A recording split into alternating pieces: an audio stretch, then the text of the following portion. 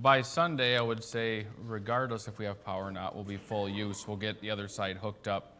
Part of the thing that we ran into, we were able to acquire a generator that could run the whole church, but you couldn't buy the parts and the hookups to run the whole thing because all of those pieces and components were a shortage. But we since have opportunities to get that. So we'll have the other side rigged up and ready to go, full use.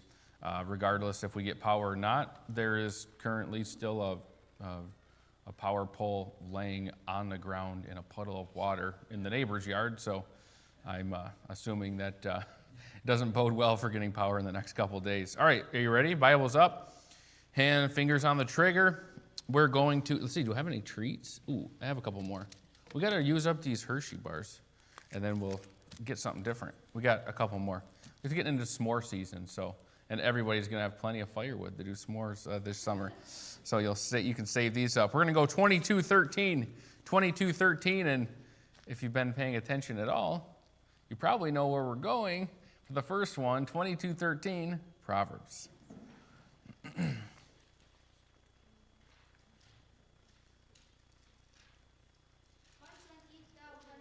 That's not it.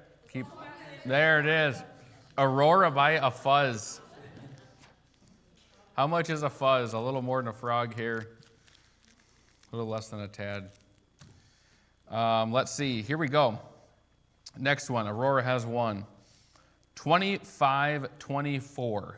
25:24. Matthew.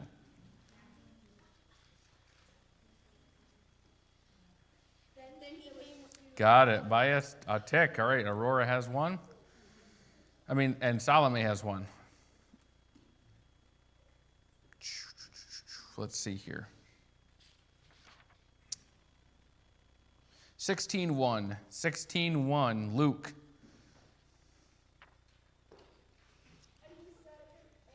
She got it. That was pretty quick. All right. We'll see if we can go for a clean sweep on the Benja girls here. 12:27. 12:27. Proverbs.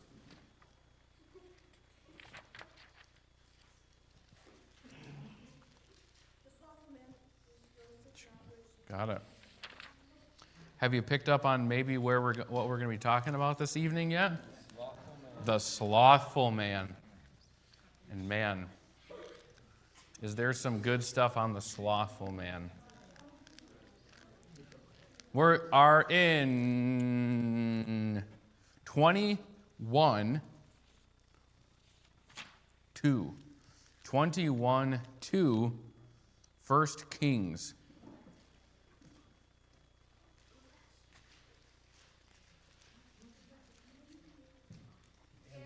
Oh, Papa got it. And Ahab. All right. Interesting piece of information. Brother Kurt and I always share things that we learn and study. Brother Kurt was studying Josiah. Remember, Josiah cut down all the groves and the altars of Baal. He destroyed something else that would have been considered like a relic of Israel.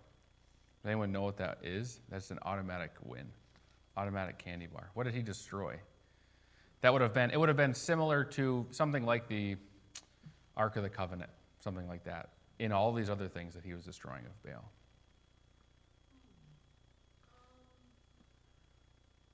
I'm going to be so impressed if you know this.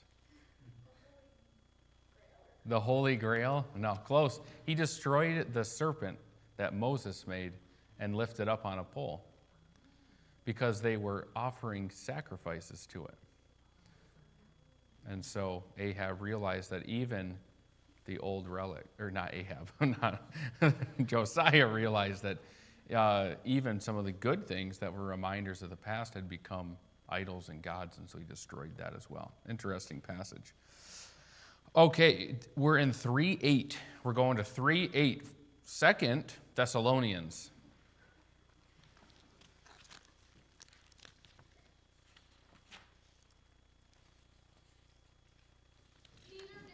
All right. Neither did we eat any man's bread. We've got to do a few more because we're not getting any repeats. Here we go. 110. 110. Esther.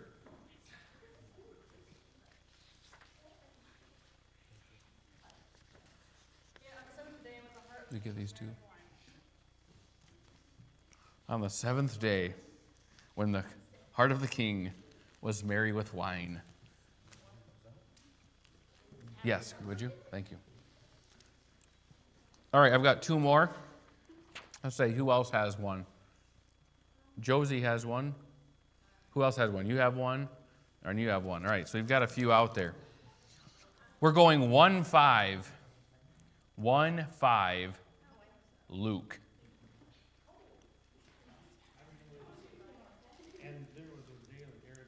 Yep, in the days of Herod the king.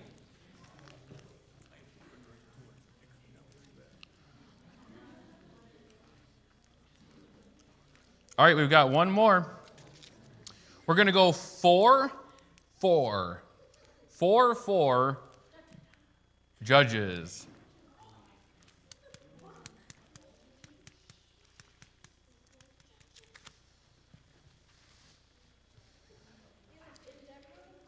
All right, she's got one. So now it's a battle between the two here. And Deborah, a prophetess. 25-23. 25-23. First Samuel.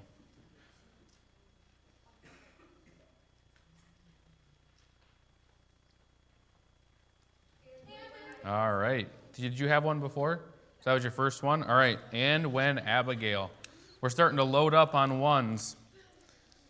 We're looking for a repeat.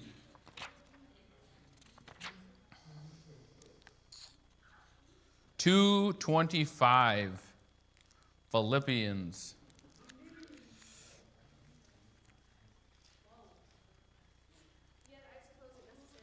Nice. Wait, keep reading. Oh, you closed it. No. I just wanted to hear you read the name. All right. Thank you, teenagers. You guys can go to your classroom.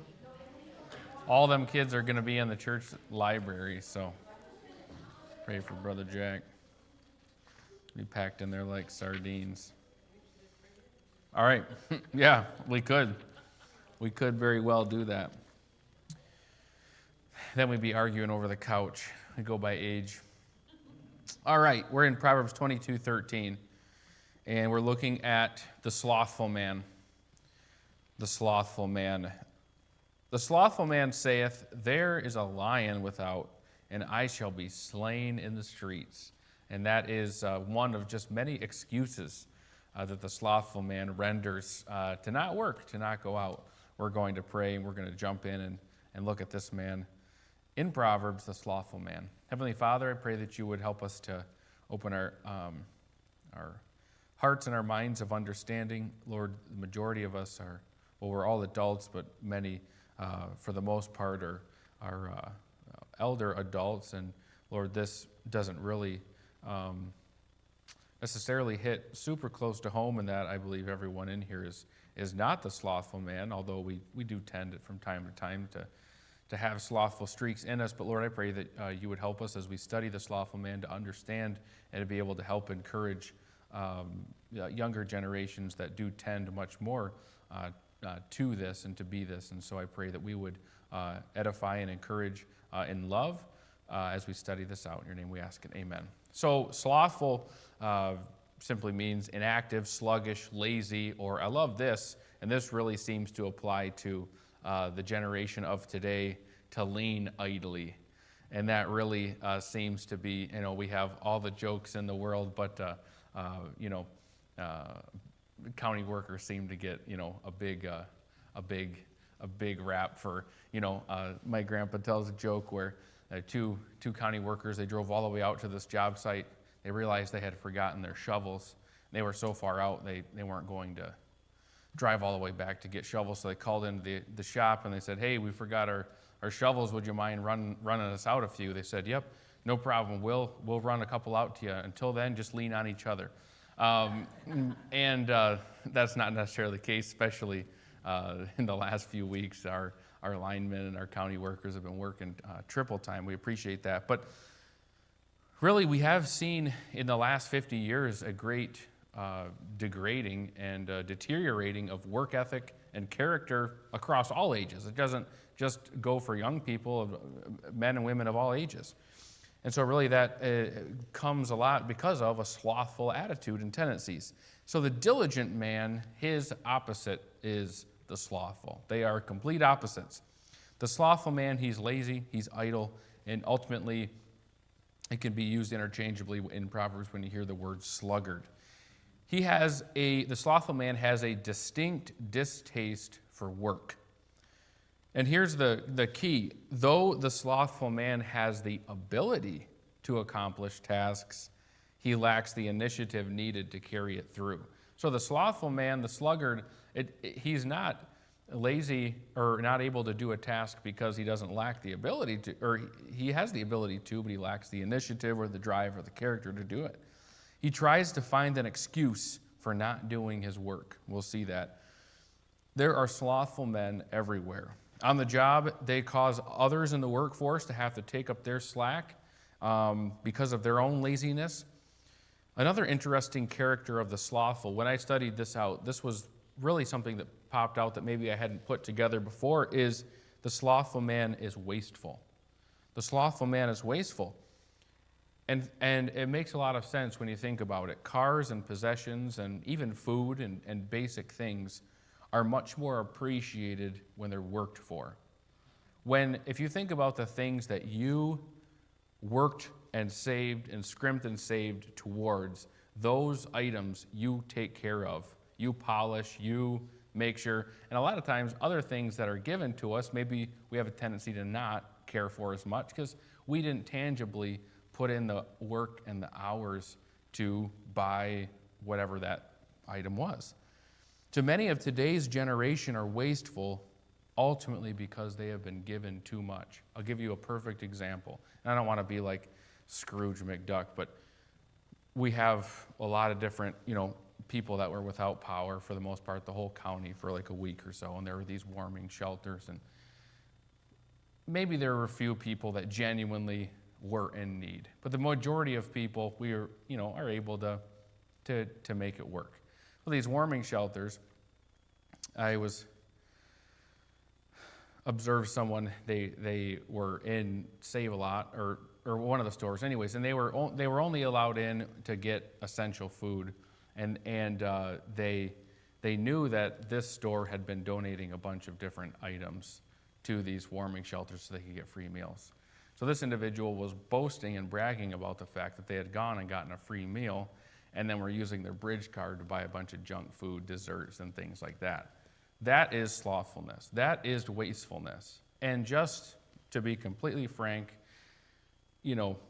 someone like a young man with a family who goes out and is busting it to not only work his job, but also go out and do side work, and is going to be honest and pay taxes on all of that money. And then those tax dollars that are taken from him go to pay for that person's food. There's a problem. What is it? It's slothfulness. It's the sluggard.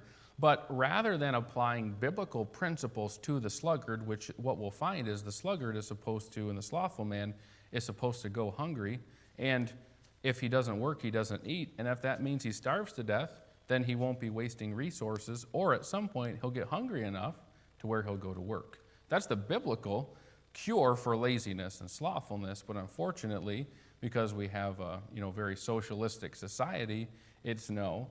The people who do have character work to pay for and feed those who don't have the character to work. Christians who are slothful are an extremely poor testimony. I don't know, maybe tangibly in the workforce, if there is anything that is a greater detriment to the testimony of Christ than a slothful, a lazy believer. I saw it firsthand a lot when I was at college. There were college guys who wanted to come and work. My buddy and I were the first ones to get hired on at Discount Tire. And they would see us going to work every day, and the college guys who didn't have jobs, and usually there was a reason why they didn't, they would, hey, can I come work with you guys? And my buddy and I'd be like, no, we don't want you to work there because we don't want you to put a poor name on our testimony that we had there, because we knew they weren't interested in doing the kind of work that we were doing. So then over time, what we realized is they would go in and they would put in job applications and they would use us as references because they knew who we were. And so my boss caught on to that pretty quickly because he hired one of those guys. And this guy was lazier than a coon dog, just laying around, wouldn't work. And so he's like, this guy had you as a reference. I said, I didn't. He might have put my name on there because he knew who I was. We go to a small college, but I did not reference him. So over the course of the 3 years I was there, lots of guys would filter through. They'd go through the interview process, and my boss Kevin, he'd say, "Hey, I got this," and he'd have the piece of whatever the job app in his hand. He'd be like, "Hey, this guy right here, that he was just in here. Do you recognize him?" "Yeah." He's like, "Would you hire him?" I was like, "I don't think so." He'd throw it right in the trash. Be like, "All right, I'll take your word for it." Why is that? Because he knew that there were some people who were going to work hard, and he knew there were some that were slothful, and I didn't want to work with someone who was slothful. So let's jump right into it. The actions of a slothful man. Number one, he makes excuses. Our example for this would be the slothful servant. In Matthew chapter 25, verse 24, it says, "When he which had received the 1 talent came and said, 'Lord, I knew thee that thou art,'" so notice the excuses, there are at least 3. "Thou art a hard man." He said, "You're a hard boss. You're just a hard guy to work for." "Reaping where thou hast not sown." How many people do we hear around the water cooler, at lunch break, who are either griping about how hard their boss is on them or how their boss makes more money and has more stuff than they do, right? "Thou reaping where thou hast not sown." It's like, yeah, he is. Guess what? There's a reason why he's the boss and you're not, because he has more, intuition. He has more coin than you do, and so don't gripe about that. If you don't like it, change it. "And gathering where their house not strawed," here's verse 25, "and I was afraid," or now for the Gen Zers, it's going to be, well, work just gives me anxiety. Okay, that's all right. It's okay to feel tired or anxious or stressed if you're working. That means you're doing something. "And went and hid thy talent in the earth," and we know the story as it goes on. But what does the slothful man do? He makes excuses as to why he can't get the job done. Proverbs chapter 20, verse 4, "The sluggard will not plow by reason of the cold. Therefore he shall beg and harvest and have nothing." Proverbs 22, verse 13, "The slothful man saith, There's a lion without." I referenced on Sunday when we were talking about family devotions, some of the different proverbs that Dad taught us. And this was one that I remember distinctly. He taught us about how a lazy man will always come up with excuses as to why he can't work. And I remember him explaining this verse and how he just coming up with these, I can't go to work because, and whatever it is, fill in the blank. There's always a reason why the guy who doesn't show up to work didn't show up to work. And Proverbs 26:16 is my absolute favorite verse on this. "The sluggard is wiser in his own conceit than 7 men that can render a reason."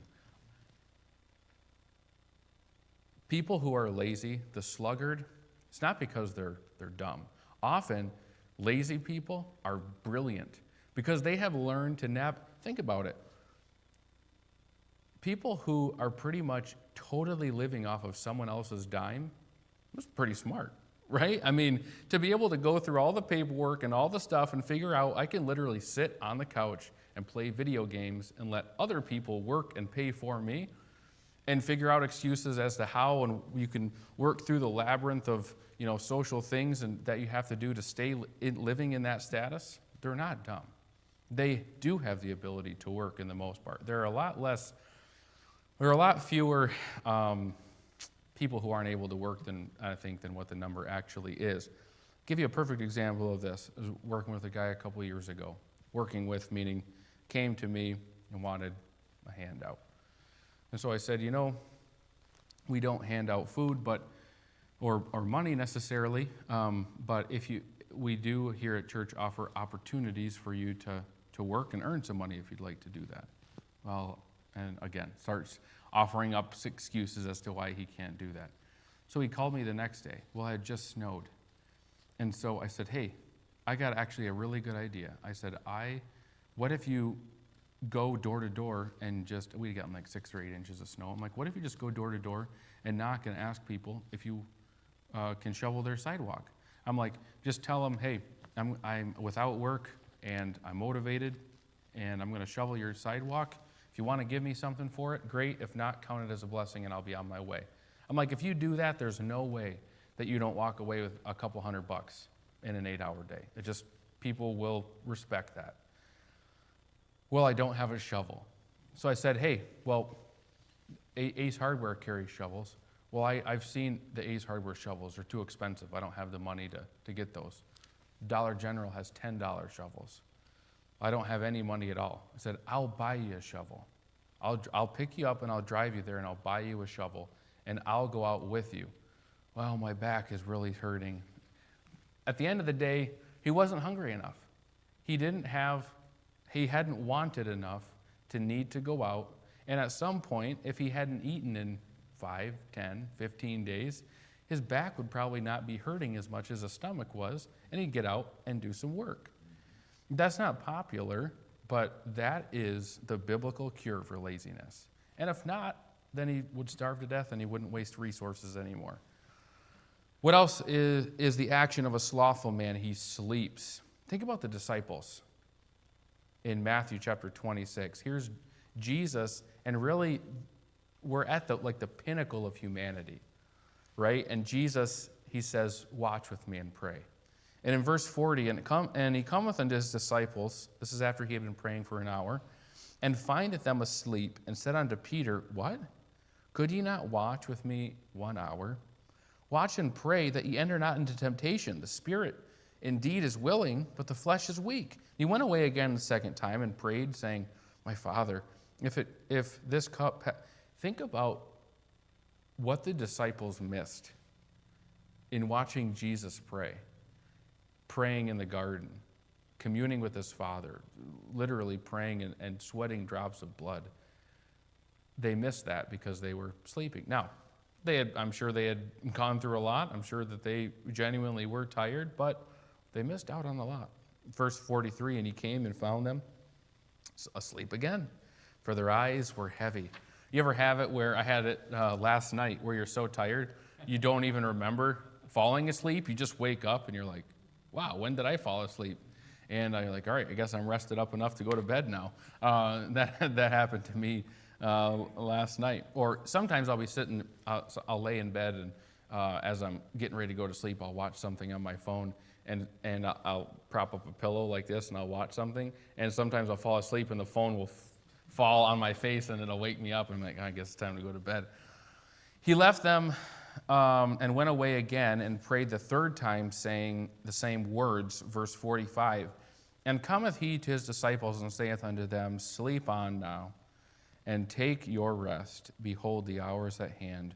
The Son of Man is betrayed into the hands of sinners. Those who are literally, I'm not talking about getting a good night's sleep. We need rest in order to function properly. But I'm talking about, staying up till 2 in the morning and then sleeping in till 11 o'clock in the afternoon. That's just, when we used to do a little bit more visiting on Saturdays, visiting the bus routes, my wife and I could not visit before noon because we would be getting people out of bed at 11 o'clock in the morning. And I don't understand. And, well, it's laziness. It's the sluggard. It's the slothful man. Proverbs 6:9, how long wilt thou sleep, O sluggard? When wilt thou arise out of sleep? Yet a little sleep, a little slumber, a little folding of the hands to sleep. Proverbs 26:14, as the door turneth upon its hinges, so doth the slothful upon his bed. So what are the characteristics of the slothful man? We talked about it a little bit, but he's wasteful. Think about the unjust steward in Luke 16. This is really interesting. He said unto his disciples, there was a certain rich man which had a steward. The same was accused unto him that he had wasted his goods. And he called him, and as my grandpa was known to have, I've heard, in his business, the rich man is calling in a steward to have an economic awareness meeting, right? That's a meeting where the employee finds out how he's costing the employer money. And he called and said unto him, How is it that I hear this of thee? Give an account of thy stewardship, for thou mayest be no longer steward. That's a nice way of saying you're going to get canned if you keep doing what you're doing unless you have a good explanation. And so what happens as you look through is he was being wasteful because he was a sluggard. He was not a good steward. Now, this is a spot where we can say, all right, I would say probably everybody in this room, we don't struggle with chronic laziness, but we all have been given talents and spiritual gifts, and we are supposed to steward those things just as well as we are to be at work at 8 o'clock and stay until the job's done. We're supposed to be that vigilant with stewarding our spiritual gifts and what those things are. And so we're gonna talk about that a little bit the next couple of Sunday nights. We're going to look at identifying, stewarding, and developing our spiritual gifts. And it's so important that we steward those things. And really, time and money really don't mean a whole lot if we don't use them under the guise of stewarding our spiritual gifts. And so we need to be careful that we not be slothful in it with our spiritual gifts. Talking about wasteful, Proverbs 12:27, the slothful man roasteth not that which he took in hunting, but the substance of a diligent man is precious. Proverbs 18:9, he also that is slothful in his work is brother to him that's a great waster. That Proverbs 12:27, the slothful man roasteth not that which he took in hunting. That was another verse that Dad went over when we were kids. And to this day, when I shoot a deer or catch some fish or whatnot, I always am careful that I take care of that animal to the best of my ability, that I get as much meat off it as I can. I don't let it sit out too long, or because if you take something and don't take care of it and use it for a resource, now we're just wasting, and that's slothfulness. Characteristic of the slothful man, he's wasteful and he's lazy. It's pretty self-explanatory, but in 1 Kings 21, we have the account of Ahab where he's laying on his bed. And he's throwing a pity party, and he laid on his bed and he said, I'm not gonna eat any bread, right? And in Proverbs 19:24, it says, a slothful man hideth his hand in his bosom and will not so much as bring it to his mouth. He's so lazy that he won't even put food in his mouth. You talk about chronic laziness. Well, we have a generation of people who really, for the most part, are not willing to work and earn their own food. They want it given them.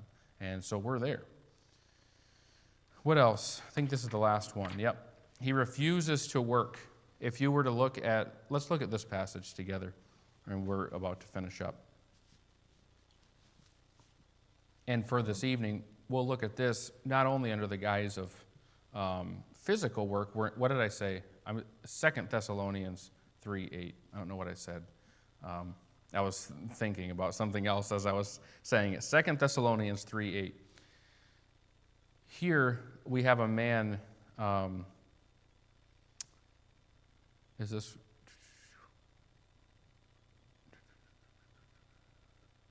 Yeah. So, no, this isn't. Yeah, this is what threw me off.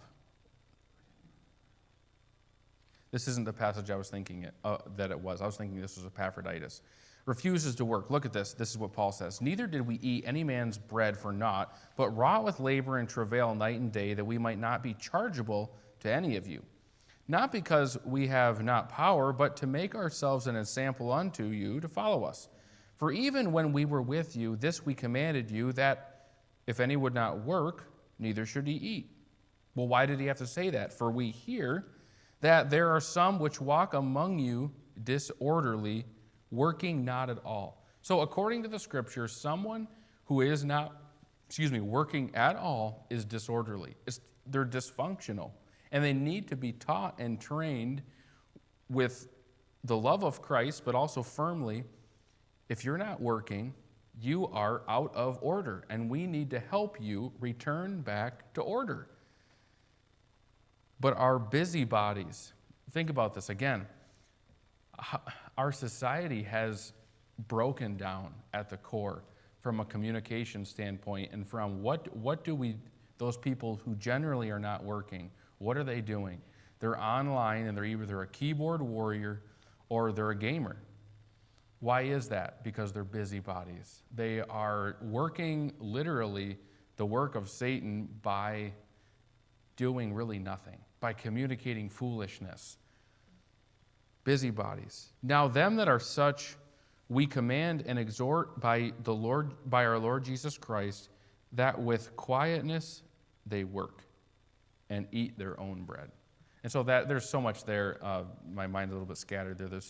I may build that out a little bit more. There's so much, it's so important. We, as a society, have done such a poor job at rehabilitating those who need rehabilitation. We feel as though if we just hand out a little bit more, that'll answer. No, we don't need one more handout. We don't need one more soup kitchen. We don't need one more Goodwill nothing. We need to teach a couple of generations how to work, how to wake up, pack their lunchbox, strap on their work boots, and work 8 hours, 10 hours, go home, and fall into bed, and do it again the next day, and do it again the next day for 40 years. And that is really what we're missing. And that would solve a lot of issues. Crime would go down. All of the abuse verbally and sexually and domestically would go away if men were out of the house working with their hands the way that they should, and the ladies were in the home running it as they should, teaching the children. It would solve so much if America would just go back to work. Proverbs 21, verse 25, the desire of the slothful killeth him, for his hands refuse to labor. So what are the consequences of the slothful man? Number one, he's burdened. Proverbs 12:24, the hand of the diligent shall bear rule, but the slothful shall be under tribute. Ultimately, what the government subsidizes, it also regulates, right? And so there is no such thing as a free handout. It comes with strings attached. And the point at which we get to a place where we're completely dependent upon something, now wherever that next meal is coming from, that's what can totally control us. And that's why it's important to work and be independent. They'll have problems and troubles. Proverbs 15:19. The way of the slothful man is an hedge of thorns, but the way of the righteous is made plain. And lastly, what is the consequence of the slothful? He becomes poor. The soul of the sluggard desireth and hath nothing. Proverbs 20, verse 4, the sluggard will not plow by reason of the cold, therefore he shall beg in harvest and have nothing. And so I encourage you, so let's do a good job at teaching and training the next generations how to work. And that's not going to be done by belittling or, well, when I was your age, that doesn't work. But genuinely just leading by example and teaching young people. And when I say young people, I'm talking about people my age, 30, 40, 50-year-old babies who haven't figured out how to work yet. And teach them how to work. And that's inconvenient because it's going to take a lot of time and resource and energy and hair-pullingly frustrating times, but to teach them to work. And then also for us as believers to not be slothful with our gifts, our spiritual gifts, because God has given those things to use, and we ought to steward them in a wise way. Heavenly Father, thank you for this lesson, your word, and